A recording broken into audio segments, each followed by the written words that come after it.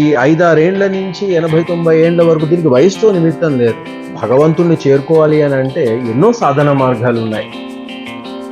ఎలా అన్న, మీరు ఈ జయనామ గుణ సంకీర్తన భజన బృందాన్ని ప్రారంభించడానికి మీకు కలిగిన ఉద్దీపన ఏంటి, మీ సంకల్పం ఏంటి?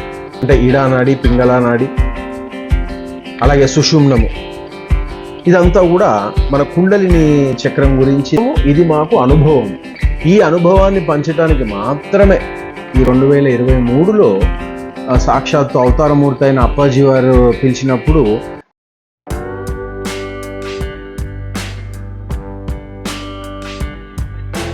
జయ గణపతి, జయ గురుదత్త, శ్రీ గురుదత్త. జయ గణపతి, జయ గురుదత్త, శ్రీ గురుదత్త. అన్న, మీరు ఈ జయనామ గుణ సంకీర్తన భజన బృందాన్ని ప్రారంభించడానికి మీకు కలిగిన ఉద్దీపన ఏంటి, మీ సంకల్పం ఏంటి? జయనామ గుణ సంకీర్తన అనే భజన యొక్క సాంప్రదాయము, ఈ సత్సంగం యొక్క భజన మండలి పేరు 1978లో మా నాన్నగారు సాక్షాత్తు అవతారమూర్తి అయినటువంటి శ్రీ శ్రీ శ్రీ గణపతి సచ్చిదానంద దత్త అప్పాజీ వారిని దర్శించుకున్నప్పుడు వారి అనుగ్రహ కటాక్షముతో 1984 నుంచి ఇంట్లో అందరం కూర్చుని అప్పాజీ రాసిన, అప్పాజీ అనేది స్వామీజీ వారిని పిలుస్తూ ఉంటారు. వారు సాక్షాత్తు దత్తాత్రేయ స్వామి అవతారము అని అందరికీ కూడా తెలిసిందే. అయితే ఇంట్లో కూర్చుని అలా భజనలు మామూలుగా చేసుకుంటూ వెళ్ళేవాళ్ళము. అలా పోను 1992 ఆ ప్రాంతంలో సాక్షాత్తు షిరిడి సాయినాథుల వారు అనుగ్రహంతో, అంటే సమస్త గురుమండలి యొక్క అనుగ్రహంతో, వారు కూడా ఆ అనుగ్రహాన్ని మాకు ఇవ్వటంతో మెల్లిగా మా కుటుంబము బాబా గారి ఆరతులతో పాటు షిరిడి సాయినాథ ఆరతులు, కాకడారతి, మధ్యాహ్న ఆరతి, సంధ్యారతి, సేజారతి చేసుకుంటూ దాంట్లో మన శ్రీ శ్రీ శ్రీ గణపతి సచ్చిదానంద దత్త అప్పాజీ వారి కీర్తనలు మనం చేర్చి భజన చేసుకుంటూ వెళ్ళటం అనేది ఒక సాంప్రదాయంగా మేము ఏర్పరచుకున్నాం. అయితే ఇంకా ముందుకు పోతే 2004-05 ఆ ప్రాంతంలో నేను దుండిగల్ అక్కడ కాలేజీలో పనిచేసేవాడిని. 2005 లేక 4-5 అని ప్రాంతంలో అనుకోవచ్చు.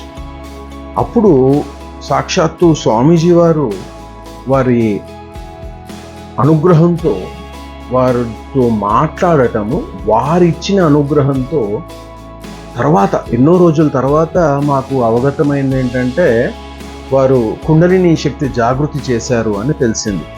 అంటే ఆ ఎరుక కూడా, ఆ జ్ఞానం కూడా వారిచ్చిందే.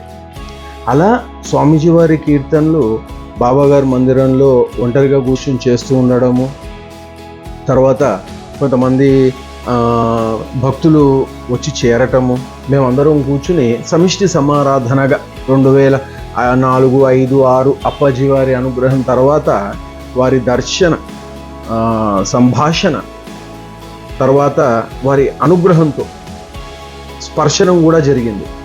అలా ముందుకు పోతూ ఒంటరిగా చేస్తూ దత్తభక్తులందరూ చేరుకోవటము, మెల్లిమెల్లిగా అలా చేస్తూ అప్పుడు మన ఈ భజన మండలి పేరు దత్త భజన బృందము అని ఉండేది.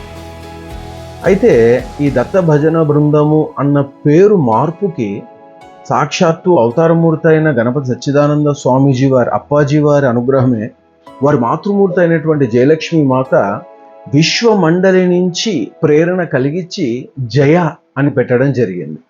ఇక రెండవది, ఈ నామగుణ సంకీర్తన అనే పదము సాక్షాత్తు అమ్మ ముద్దుబిడ్డ పరమహంస శ్రీ శ్రీ రామకృష్ణ పరమహంస మహారాజుల యొక్క అనుగ్రహంతో నామగుణ సంకీర్తన అనేది అనుభవం అయ్యి మనము జయనామ గుణ సంకీర్తన సత్సంగము అని చెప్పుకోవడం జరుగుతుంది. అయితే సత్సంగంలో జయనామ గుణ సంకీర్తన ఒక భాగం. ఈ జయనామ గుణ సంకీర్తన ద్వారా మనము భజన్స్ చేయటము, సేవ చేసుకోవటము జరుగుతూ ఉంది. ఈ జయనామ గుణ సంకీర్తన భజనలు చేసే సమయంలో మీరు ఏదైనా చార్జ్ చేస్తారా? చాలా మందికి ఇలాంటి అపోహలు ఉండడము కద్దు, అంటే ఖచ్చితంగా వస్తూ ఉంటాయి. చాలామంది కూడా, అంటే మేము ఎవరిని విమర్శించట్లేదు, సాక్షాత్తు అవతారమూర్తి మన అప్పాజీ వారి దివ్య అనుగ్రహము, సమస్త గురుమండలి యొక్క అనుగ్రహము, జయనామ గుణ సంకీర్తన, ఈ భజన సత్సంగము ప్రారంభించినప్పటి నుంచి కూడా ఇప్పటి వరకు మనం ఎక్కడ కూడా కమర్షియల్స్ అంటూ ఉంటారు. అంటే ఏంటంటే డబ్బులు తీసుకోవటం కానీ, లేకపోతే ఇంకో రకంగా ట్రాన్స్పోర్టేషన్ కనో, లేకపోతే వారిని ఎవరైతే పిలిచారో వారి ఇంటి యజమానిని మనము ఫోర్స్ చేయటం కానీ అలా ఉండదు. ఎవరైనా ఇంతకు ముందు అంటే మనకు కొన్ని డిసిప్లిన్స్ కూడా ఉన్నాయి, మనకు ఒక క్రమబద్ధీకరణ ఉంది. ఇంతకు ముందు మన జయనామగుణ సంకీర్తన ఈ భజన్స్ ఎక్కడైనా చేయాలి అనుకున్నప్పుడు వారు అంటే ఏ కుటుంబ సభ్యులు కానీ వారిని హోస్ట్ మెంబర్ అంటూ ఉంటాం. ఆ హోస్ట్ మెంబర్ కానీ ఆ హోస్ట్ ఫ్యామిలీ మెంబర్ కానీ తక్కువలో తక్కువ ఒక 5 భజన్స్కు వచ్చినప్పుడు మాత్రమే వారి ఇంట్లో చేయాలి అనేటువంటి డిసిప్లిన్, ఒక ప్రామధాన్ని మనమందరం కూడా ఏర్పరచుకున్నాం, మనమే ఏర్పరచుకున్నాం. అయితే పోను వీరు అంటే ఒక 5 భజనలు వచ్చిన తర్వాత మనం వారి ఇంటికి వెళ్ళటము, అక్కడ వారి ఇంట్లో సేవ చేసుకోవటము, 2 గంటలు 3 గంటలు 4 గంటలు అప్పాజీ మరి సమస్త గురుమండలి వారి యొక్క అనుగ్రహము మరి ఎంతసేపు చేయిస్తారు అనేది అంటే 2-3 గంటల కంటే పై చిలికే ఉంటుంది. అట్లా ఉన్నప్పుడు మనము ఎక్కడ కూడా కమర్షియల్స్ అంటూ ఏమీ లేవు. అంటే కేవలము సత్తు చిత్తు ఆనందము, సచ్చిత్ ఆనందం గురించి గురువుకి సేవ చేయాలనే ఒకే ఒక విశ్వమండలి నుంచి మన అప్పాజీ వారి దగ్గర నుంచి వచ్చిన ప్రేరణకు ఫలితమే ఇలా అంటే లౌకిక పరంగా 30 రోజులు పనిచేస్తే ఏదో నేను చేస్తున్న దగ్గర అతను జీతం ఇవ్వటము మాకు సరిపోతుంది కుటుంబానికి. అందుకని ఇది సేవా మార్గంలో మనము సేవ చేయాలి అని, సేవ అని నేను అనుకుంటున్నాను, అది సేవ కాదు అప్పాజీ చెప్పాలి, లేకపోతే సమస్త గురుమండలి చెప్పాలి. అక్కడికి నాకు సరిపోతుంది కాబట్టి మనమా గురువుకి సేవ చేసేది, గురువు ఇచ్చిన అనుగ్రహమే సేవ. సో అలా ఎక్కడ కూడా మనం డబ్బులు ఛార్జ్ చేయటం అంటూ ఏది ఉండదు, ట్రాన్స్పోర్టేషన్ కూడా ఫ్రీ ఉంటుంది. అయితే ఇంతకు ముందు మనము చెప్పుకున్నట్టుగా 5 భజనలు లేక 6 భజనలు రావాలి అనేటువంటి సాంప్రదాయాన్ని మొన్న గురు పౌర్ణిమ నుంచి అంటే ఫిబ్రవరి 11, 2023లో సాక్షాత్తు అవతారమూర్తి అయిన అప్పాజీ వారు పిలిచినప్పుడు అవధూత దత్తపీఠం మైసూరులో మనము భజన చేసిన తర్వాత, ఈ జయనామగుణ సంకీర్తన చేసుకున్న తర్వాత గురు పౌర్ణమి రోజున మనకు విశ్వం నుంచి లేక విశ్వమండలి నుంచి వచ్చిన ప్రేరణకు అనుగుణంగా ఇక 5 భజనలు కూడా తీసేసాము.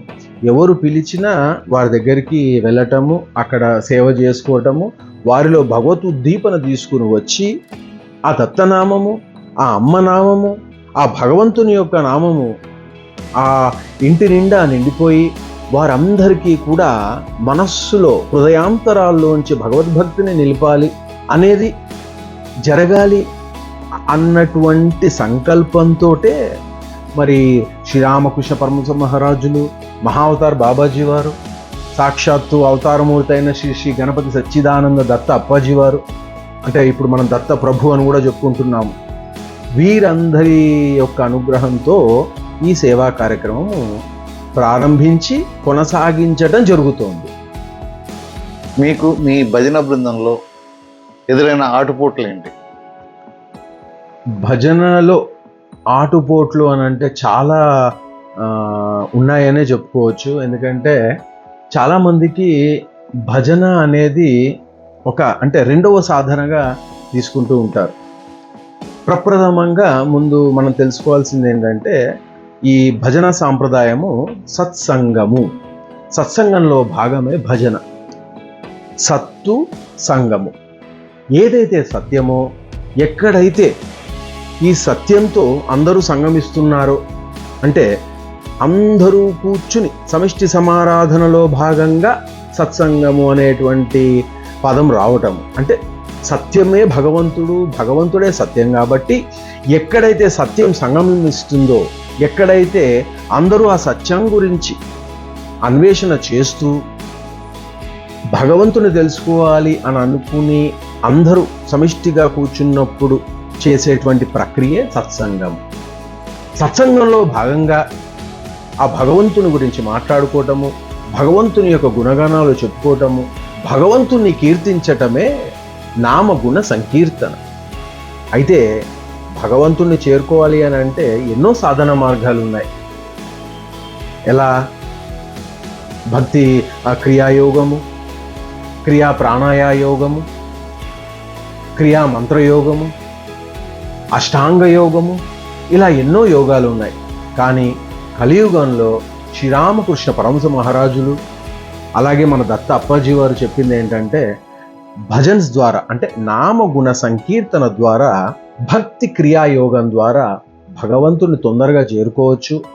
మనసు ఉల్లాసవంతంగా ఆ సచ్చిదానంద స్థితికి సాధన పరిణితి చెందుతూ ఎంతో అనుభవైక్యం పొందేటువంటి సాధన అని అనుకోవటంతో, అనుభవించటంతో ఈరోజు చాలామంది మన దత్త భక్తులు కానీ, లేకపోతే మనకు జయనామగుణ సంకీర్తనలో భజనకు వచ్చే డివోటీస్ కానీ అందరూ కూడా అనుభవం చెందుతున్నారు.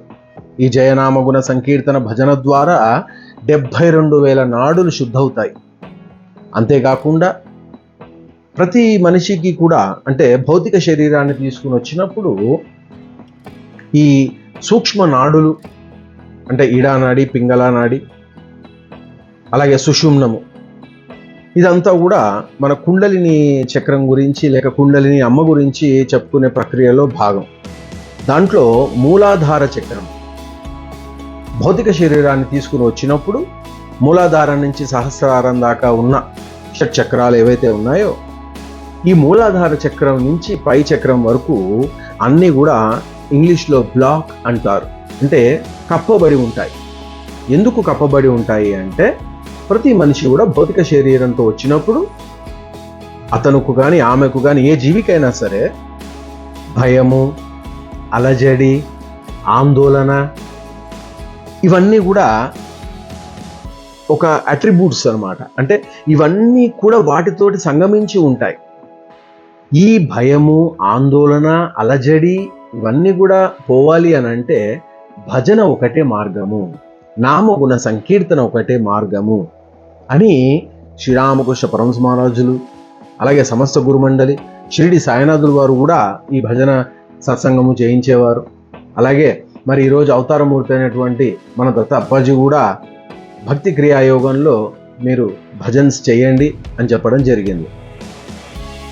అందుకని ఆ భజన సాంప్రదాయాన్ని మనము ఒక యజ్ఞంలాగా చేస్తూ ఒక 1200-1300 భజనలు స్వామీజీ వారి అనుగ్రహంతో చేయడం జరిగింది.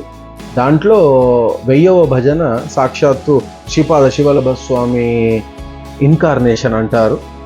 వారిని పరమహంస సతుపాసి మహారాజ్ వారు దొడ్డేరి ఆశ్రమంలో ఉన్నారు. వారి దగ్గర 1000వ భజన చేయటం, 999వ భజన మన జయలక్ష్మీ మాత బొమ్మెపర్తిలో చేయటము, 1200వ భజన మన మైసూర్ దత్తపీఠంలో చేయటము. ఇక ఆ 1200 భజన అయిపోయిన తర్వాత అంటే మనకు మనం ప్రోత్సహించుకోవటానికి మాత్రమే ఈ సంఖ్య వేయటం జరిగింది.